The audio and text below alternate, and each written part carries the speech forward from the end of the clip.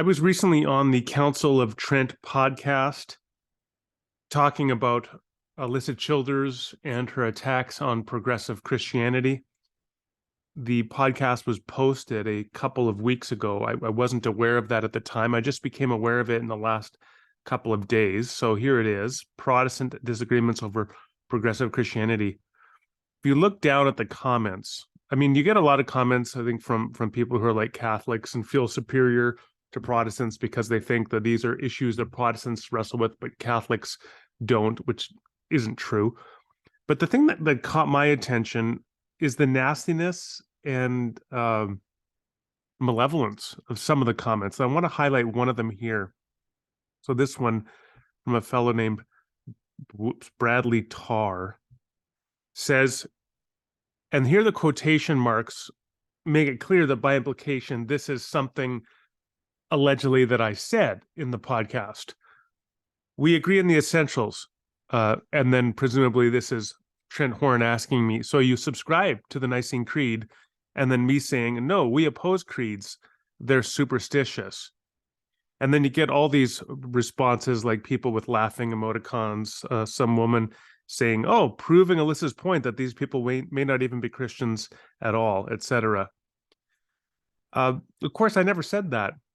I never said that we quote unquote oppose creeds and that they're superstitious. On the contrary, the whole point is when I critique people like Alyssa Childers, I point out that in fact, leading people she identifies as progressive Christians, people like Brian Zond, Peter Enns, and the late Rachel Held Evans, all assent to the Apostles' Creed and the Nicene Creed, as do I. Peter Enns, as I pointed out time and again, signs an annual statement of confession for Eastern University, the Evangelical Christian school he teaches at. He affirms the Nicene Creed.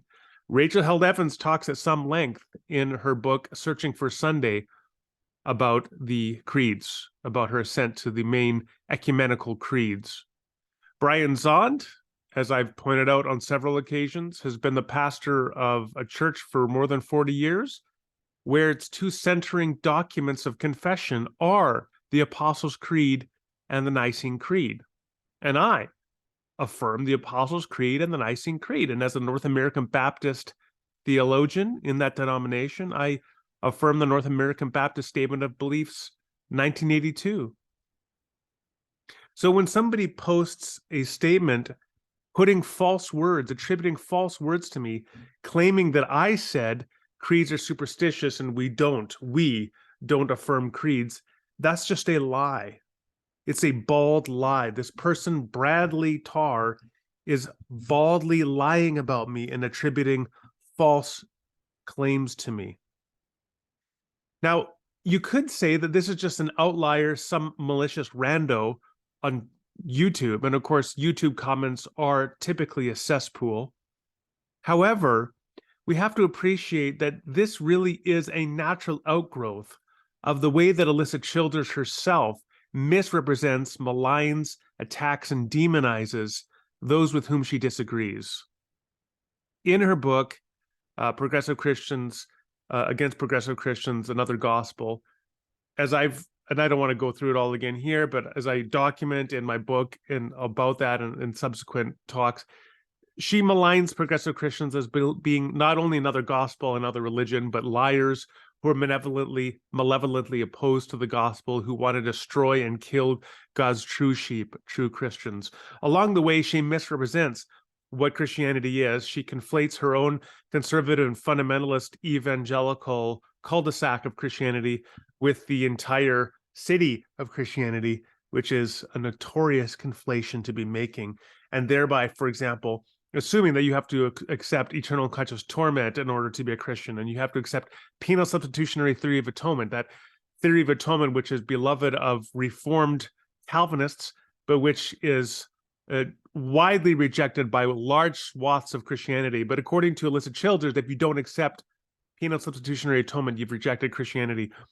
And it is so much part of her modus operandi to distort and misrepresent that I don't find it to be any surprise that her supporters, I guess people like Bradley Tarr, will take the next step and attribute flatly false, 100% 80 degrees opposed to reality, false allegations about people with whom she and they as well then disagree. Because who are we, right? We are evil, malevolent people, ostensibly, who are opposed to the gospel. So I guess the way that you can now try to attack and destroy us and undermine our credibility is by attributing things that are baldly false to us, such as this claim that we, progressive Christians, all reject creeds as superstitious. It's just malevolent behavior. But again, it's a natural outgrowth of these kinds of attacks that are being led by people like Alyssa Childers and others, her supporters and enablers, and people like her, like Mike Winger and Sean McDowell and Lee Strobel. These people are the false teachers who are schismatics and who are cultivating false belief and fracturing within Christianity.